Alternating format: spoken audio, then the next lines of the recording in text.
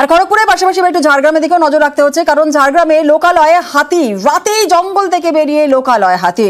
সাঁকরাইলে হাতির দাপট, যে ছবি আমরা দেখাচ্ছি আপনাদেরকে, ঝাড়গ্রামে লোকালয় হাতি। গতকাল রাতেই জঙ্গল থেকে বেরিয়ে লোকালয়ে পৌঁছে যায় হাতি। সাঁকরাইলে হাতির দাপট। রাজু রয়েছে আমাদের সঙ্গে। রাজু, আজ সকালে কি পরিস্থিতি? গতকাল রাতেই লোকালয়ে ঢুকে পড়ে, কতগুলো হাতি এসে পৌঁছয়, কি জানা যাচ্ছে? দেখো, প্রথমত বলে রাখি যে এই সাঁকরাইলে যে এলাকায় গতকাল হাতি ঢুকেছিল সেখানে প্রায় 15 থেকে 20টি হাতির দল ছিল এবং চাষের জমি পাশাপাশি গ্রামে ঢুকে পড়ে। সেক্ষেত্রে গ্রামের মানুষই এবং হুলোপটিকে দিয়ে এই হাতিগুলো সেখান থেকে সরানো হয়।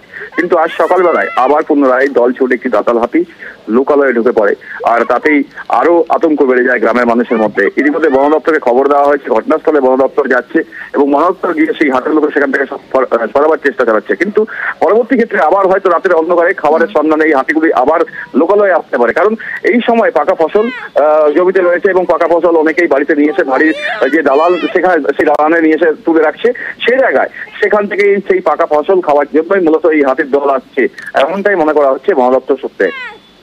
বেশ, ধন্যবাদ। হাতি এসেছিল কাল রাত্রে, ধান টান সব মারি শেষ করে দিয়েছে।